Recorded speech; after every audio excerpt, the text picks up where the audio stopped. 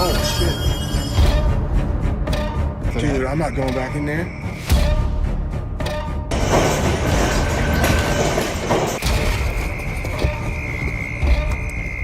This is one of those questioning what the we're doing type of places.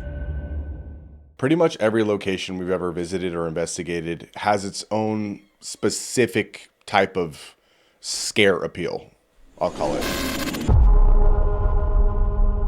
Not only was this place super remote, very expansive, there was a ton of buildings on the property, like outbuildings, there was a stable, but it was like when we showed up, we weren't expecting to have the auditory noise level that we were experiencing. In the initial interview with the location contact, who wanted to remain anonymous for obvious reasons, they told us that when paranormal activity, when any sort of like strange energy is felt or experienced on the property, it usually comes with a drastic increase in like pest activity. When we pulled through the gate and down the dirt road, we got out of the car and the entire property had like come alive with the sounds of nature.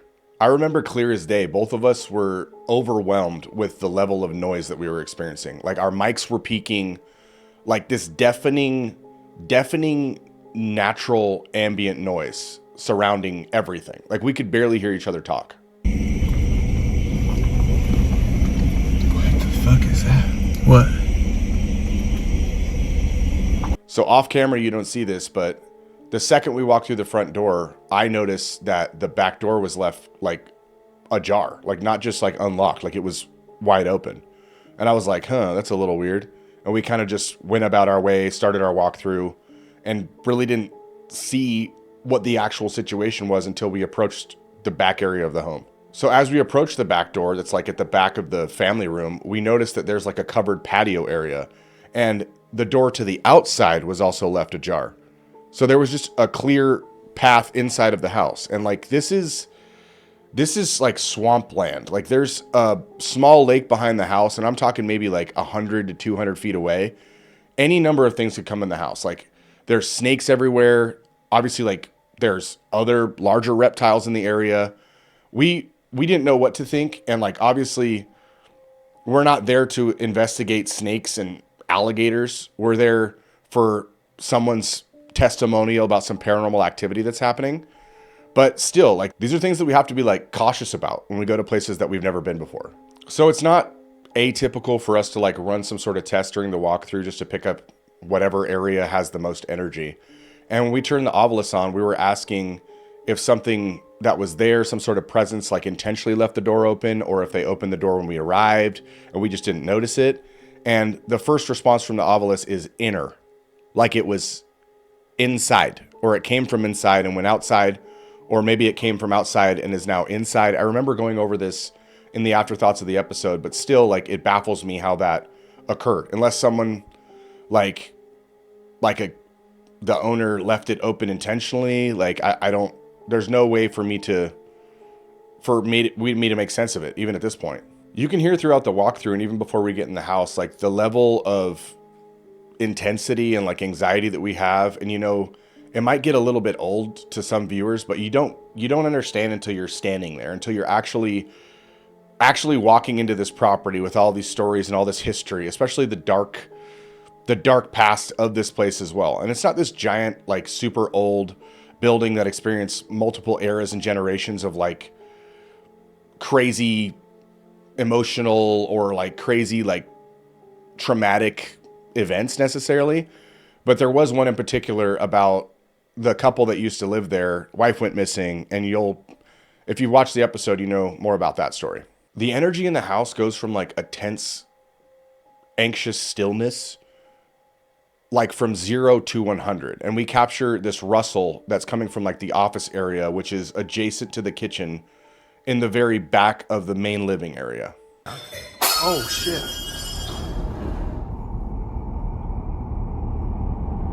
The rustle kind of startles both of us, and Casey, like, knee-jerk reaction, like, jumps back into me, and we hear a glass break, and I hear like some papers rustle.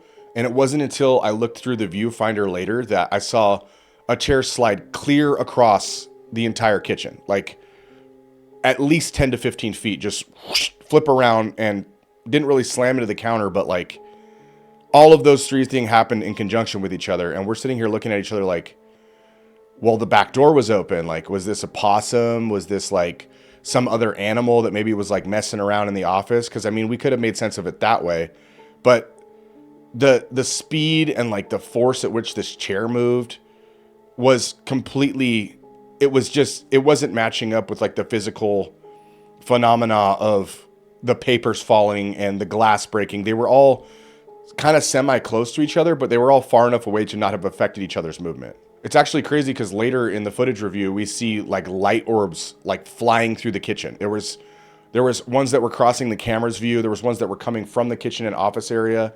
And even to this day, it's kind of a mystery to us.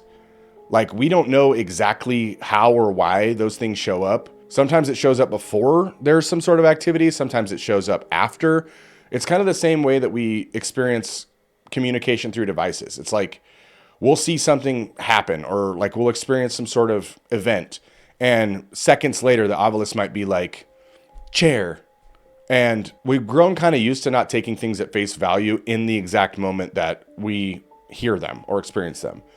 I mean, you guys have seen the obelisk go surprise, and sometimes there's legitimately seconds later something happens that is an absolute shock to us. As we're still tripping about all the movement that we just caught, the rustle of the papers, all that, the obelisk starts going insane with supplied wind plane area. Like, it's another one of those, this is what I mean by like, you can't really take things at face value, but it's interesting how you can relate all of those words to just happen. Like, there was something that maybe supplied some wind that caused the paper, and then like plane area, it's kind of like, is it referring to the plane? It supplied wind to the existential plane that it entered, and it affected the whole area. Like, this is some of the cerebral activity that's going on when things like this happen. Like, there's some sort of like psychological aspect to experiencing these things. It's almost like in some situations, your mind will create more events for you. Your mind will create an augmented version of what you just saw or witnessed. And I don't know if it's like so you can compartmentalize these events into reality easier, but that's part of what we do as well. It's like I've been like very studious about understanding how my emotions and my mind works, especially when in these type of places, because ultimately paranormal activity, by and large, I feel like comes as like an emotional movement that you experience internally. You experience it mentally. Like, it's a voice that comes, or a feeling, or something that like seems to be influencing your decisions, and you don't realize. You think it's you. You think that you're just having some sort of episode internally, but you're actually being affected by some external energy that's pushing your thoughts and pushing your feelings in a certain direction intentionally. Maybe it's feeding off of it. Maybe it needs it to build its own energy. Some of these entities or spirits we encounter, like, they use our physical objects, like the battery drain on our devices. Some of them seem to use us as the battery. We round the corner to go into the kitchen to investigate the sound of the broken glass, and we find a broken wine glass on the tile. And at that moment, I didn't even realize, but through the viewfinder, you can see it. There was roaches all over the counter, and Casey points it out. And full circle back to when the contact was like, hey, whenever there's a lot of activity, there seems to be a lot of pests that show up, like frogs, black racer snakes, roaches, crickets, like all of these things. And again, that's one of those moments where you stop and you think to yourself, is like, is this a common thing where there's this much activity around the house, all that noise that we experience coming into it? Or was this place like building up its energy, ready to just pop off with some sort of crazy metaphysical supernatural event that's about to occur? There's no way to depict some of these things on camera. Like, when we see that happening, we saw the activity, we already felt this heightened sense of anxiety. We see the roaches. It starts to just, again, like, is it a cerebral thing? Is it something psychological where we're perceiving this as evil? Or is this actually evil? Like, we don't have any stories about, like, you know, spirits that inhabit the home that are coming and like leaving people like little love notes or anything like that. This is all like pretty intense negative shit that's happening to these people. So when the obelisk kicks out, stars aligned in Providence, and it's like even then, that's kind of an obscure way to, like, you can interpret that any number of ways. And for us, that was the moment where we were like, hey, while we assess what exactly it is that's going on here, we need to decompress. Like, we need to get out of this hair standing on end sort of anxiety, because for us, we had a lot of psychological things going on that I felt like started to influence the way we were kind of perceiving the evidence we were collecting, the video that we were collecting. And it gave us a second to kind of just like go over what we just saw. While we were taking a breather outside, another stupid should have left the cameras rolling sort of situation, we hear a loud slam coming from the boarding stables. And this is like probably 100 feet away from the house or so. And for us, we obviously didn't get a chance to show that on camera, like I said. But we already had like energies drawing us to another location. And at that time, we kind of just wanted to finish up what we were doing inside and like run a couple tests, see if we can communicate with anything that was in that area that just caused all of this physical movement. So we went inside, we ran an enhanced EVP. As I recall, we ran a yes-no prism. Yeah, we ran a yes-no prism. And there was a point where we were running the EVP and Casey had heard a slam through the headphones. And I didn't hear it auditorily through my naked ear or just like without having any sort of enhanced audio. But the yes-no prism starts going, no, no, no, no, no, no, no. And at that moment, the entire counter just started to come alive again with roaches. And we're starting to see them scurry around the floor. And it's just, it's like, it's so creepy to see the relation of how it relates, how these different life forms kind of interact with energies that we can't see. After we go through this, like, no, roaches start showing up again. Like, we started feeling like a pressure to get ourselves out of there. And I know people think that's kind of like counterintuitive to what we're doing, but like, there's only so much that you can like stomach, that you can shoulder, that you can put yourself through in pursuit of trying to hear like a little noise clip on a recording. Like, we thought to ourselves, okay, this is probably a good time to go investigate all that activity that we keep hearing coming from the barn. Because like I said, when Casey had the headphones on, he hears a slam coming from outside. It was similar in reviewing it to the slam that we heard when we were outside taking our little breather. And it just seemed like a good time to move that way. Plus, when we pull up, I remember commenting saying like, this over here area, this is a completely separate thing. For some reason, I feel like the house and the boarding stable are in some way related, but like they are their own separate sort of, like, this is not the same energy that's affecting both of these. Honestly, when recounting the events of this night, like, I almost forget how intense the rest of it was because of what happened next in the barn. We're in there running a spirit box, and within like 10 to 15 minutes, we start hearing like a little bit of a rattle and a rustle. And obviously the backside of the barn is pressed up against this wooded area. Like, all there is about 5 feet outside that back threshold is just trees and vines and bushes. And as we're running the spirit box, the barn doors start rattling intensely.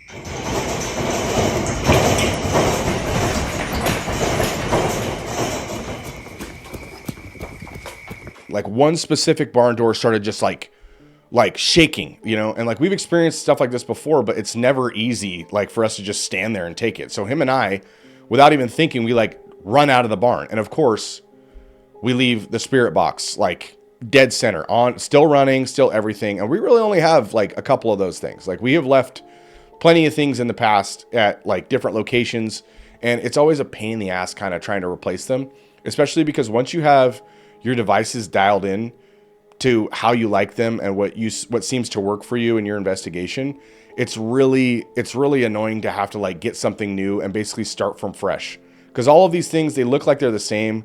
There's something different about every single one of these devices we use. And that's something that you'll probably never see until you get like hands-on experience with this industry. So we're standing outside and we're both like shocked, like shaking, like, I remember not being able to like catch my breath, like my heart's palpitating, and we're both like, nope, fuck it. We're just going to leave the thing in there. Like, I'm not going in there. And Casey goes, yeah, there's no way I'm going back in there. And then like a split second later, I hear pat, pat, pat, pat, pat, and he takes off running, goes and snags it and comes sprinting back to me. So Casey grabs the spirit box and he comes back. And we had like this second of like, okay, we're going to tell them like, absolutely there's something going on here. And I think we're done. We're just going to go ahead and button this up and we're going to take off. And the second that I feel like I let my guard down, I hear this loud splash, like someone threw like a boulder into the lake. So the history of this place isn't super dark, but there is one instance of very peculiar nefariousness that happened here. And there was a couple that lived there for a long time. No kids. Apparently they were experiencing like marital problems of some sort. And the wife ended up going missing. So after a couple months of the search and, the husband's acting like he has no idea about it. And to this day, we don't know, I don't know the backstory and where it ended up going. But later she was found, like her body was found in the lake. Like someone had the idea, we need to check this giant, it's really like a huge pond or like a small lake and see if we can find any sort of evidence in there. And sure enough, they found the victim. In our experience, a lot of the times, like you've seen their episodes where they do like a Ouija board on a killer's grave, like the location of death or like the location of physical remains seems to be a very high intensity, high energy area that produces a lot of results when using things like a Ouija board. So we take our specific Mindseed curated Ouija board that we've carried everywhere, and we go over to the dock that's literally like at the very end of the lake on the edge of the property, and we decided to set up the test there. We try to run this Ouija board session, and like this is another one of those off-camera moments where him and I are like, we kind of bickered back and forth. Obviously, my history with the Ouija board. This was actually like the actual last time that I was even willing to consider using the Ouija board. And just as a little bit of backstory, because a lot of people have said like, I thought you don't mess with this stuff. I thought you don't this. Well, when I was younger, I did, but I didn't have any sort of protection. There was no guard. There was no process that I went through. I just kind of went in there completely open, which I think is the worst thing you could possibly do when messing with occult objects, we'll call them. So I go through like this process. I'm deep in prayer for a while. I usually take a few minutes to just get there, and I won't go too deep into that process, but I also keep some like religious artifacts that are handed down through my family that have some sort of like a religious sentimental value. And I use that as like, just like my best effort while going to all these places to kind of protect me from having anything sort of attached to me that's going to follow me after we leave these places. There is no movement on the Ouija board at all.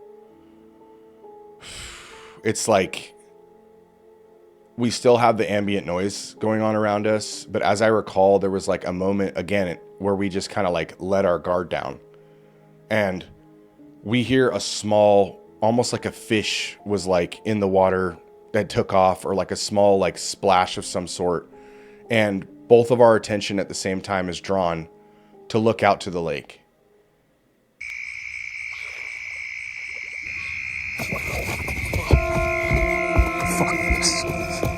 And that's when we saw what looked like a female head rising out of the water. And from the angle that I was at, I could see through the clearness of the water. The camera doesn't really catch it, but I could see like pale face, nose, deep dark open eyes, and like black dark hair over the face.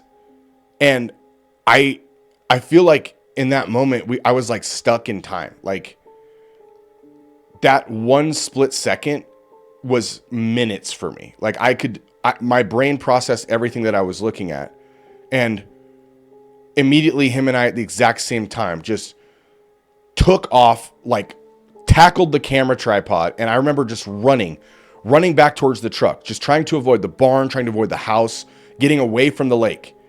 And obviously, when you watch the clip, you can understand like the level of fear to a certain degree that we were experiencing in person.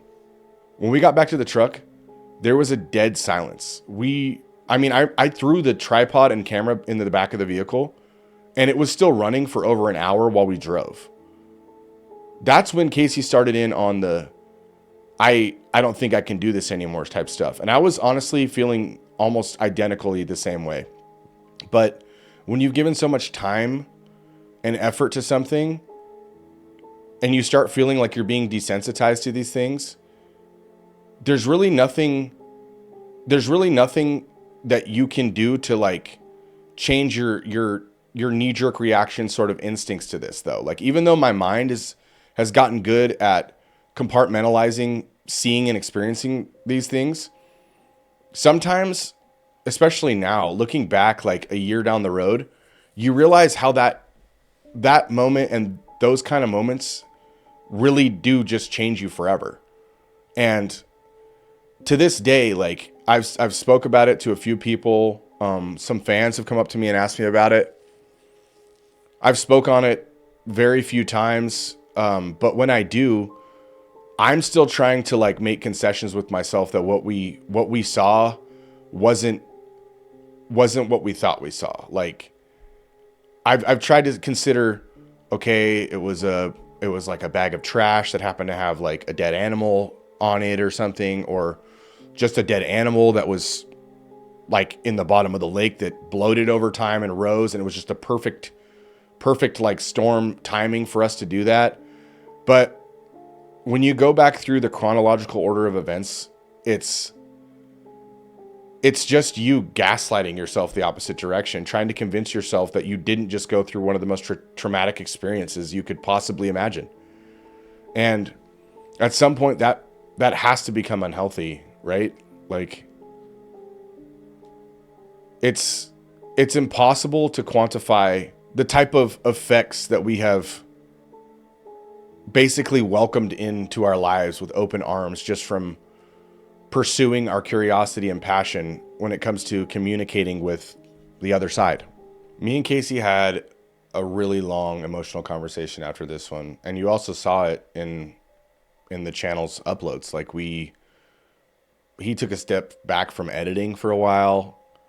We took a long break on being on the road because obviously it's just him and I now. Like, we're the only ones that are producing this content.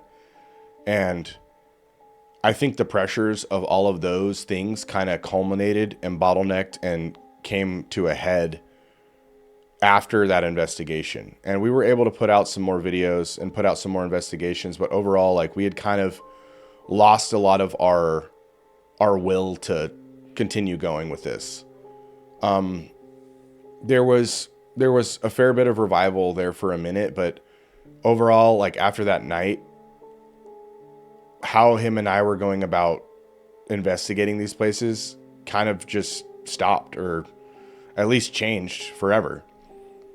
And I can't tell you how often that night and so many other nights from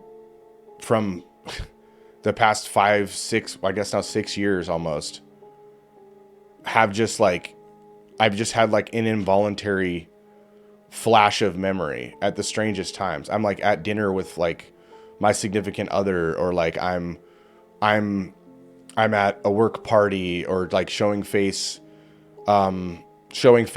with clients, things like that. And I'm just like, I have to take a step back because I can feel myself becoming almost like catatonic. Like it's almost like the reality shuts off and my eyes aren't working. My brain is like projecting this image of these things that have happened, where I have to take a step away from anybody, because when you're someone that goes through enough of these isolated experiences, you kind of feel ostracized from regular society. Like normal things don't feel the way that they used to. Like, I don't want to say jaded, but when you find yourself going through playing back these memories over and over and over again, and it's happening so frequently, like, you're basically living your life in between this schedule that you didn't plan of traumatic memories. Like, you're going through some sort of process that you didn't, like, you didn't volunteer for.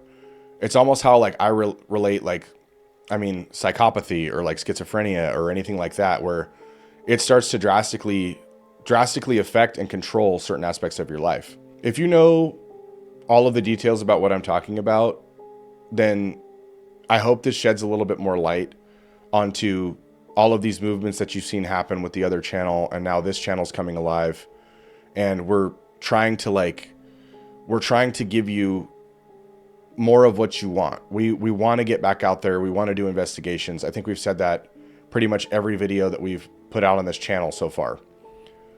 With that said, we have to really be professionals about it from now on. Like this